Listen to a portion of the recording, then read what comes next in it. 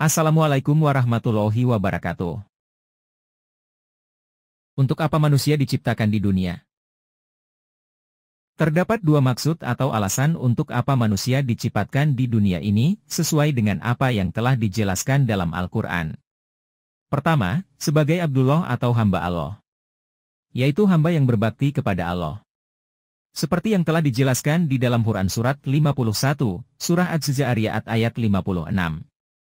Tidaklah aku menciptakan jin dan manusia kecuali untuk beribadah kepadaku.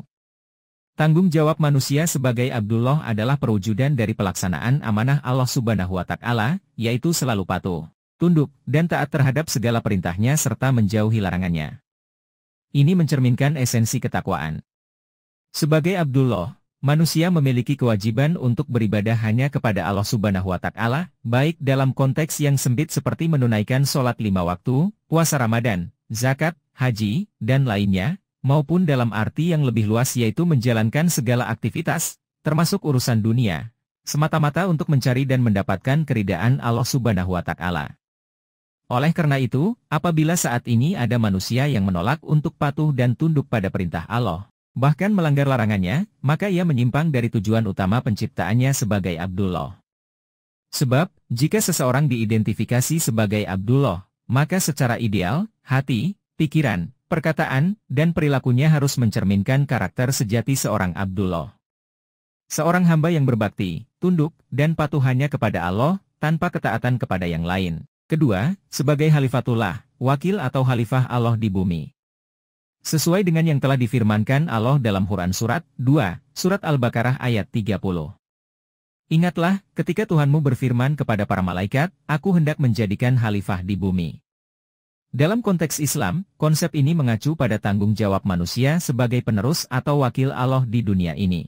Khalifatullah seringkali merujuk pada peran manusia sebagai pemimpin atau khalifah yang bertanggung jawab atas pengelolaan dan pemeliharaan bumi sesuai dengan ajaran Allah. Konsep ini muncul dalam Al-Quran, di mana Allah menyatakan bahwa manusia diangkat sebagai khalifah di muka bumi. Khalifah harus menjalankan tugasnya dengan adil, bijaksana, dan sesuai dengan nilai-nilai moral dan etika yang diajarkan dalam Islam. Pemahaman terhadap peran Khalifatullah juga dapat berbeda-beda di kalangan pemikir Islam, tetapi umumnya mencakup pemeliharaan lingkungan, keadilan sosial, dan pemenuhan kewajiban agama. 4 karakter yang harus ada pada seorang Khalifatullah. 1. Sebagai Khalifatullah, harus memiliki karakter al-mu'min, yaitu menjamin keamanan orang lain. Jangan sampai tangan dan lisan kita menimbulkan kegaduhan, menyakiti dan merugikan pihak-pihak lain. Sampai-sampai orang lain merasa tidak aman dan merasa terancam dengan keberadaan kita. Khalifatullah harus senantiasa memegang prinsip. Muslim ialah orang yang semua orang Islam selamat dari kejahatan lisan dan tangannya. 2. Sebagai Khalifatullah juga harus selalu menegakkan kebenaran, al-haq, dan senantiasa berlaku adil, al-ad. Firman Allah. Hai orang-orang yang beriman, hendaklah kamu jadi orang-orang yang selalu menegakkan kebenaran, karena Allah menjadi saksi dengan adil. Dan janganlah sekali-kali kebencianmu terhadap sesuatu kaum mendorong kamu untuk berlaku tidak adil. Berlaku adillah, karena adil itu lebih dekat kepada takwa. Dan bertakwalah kepada Allah, sesungguhnya Allah Maha mengetahui apa yang kamu kerjakan.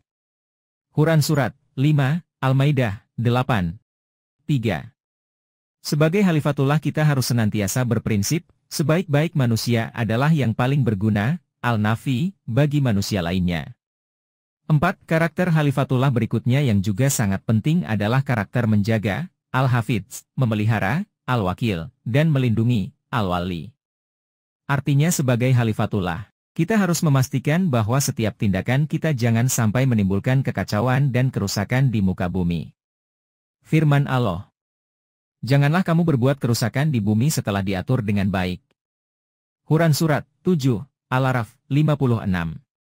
Jika kita sebagai manusia tidak mencerminkan karakter-karakter Khalifatullah sebagaimana disebutkan di atas, maka kita tidak pantas menyandang gelar sebagai Khalifatullah, wakil Allah.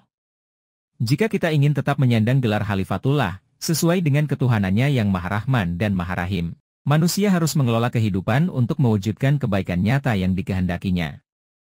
Demikianlah maksud atau alasan untuk apa manusia diciptakan di dunia, yang telah disebutkan di dalam Al-Quran, yaitu manusia sebagai Abdullah dan Khalifatullah. Wassalamualaikum warahmatullahi wabarakatuh.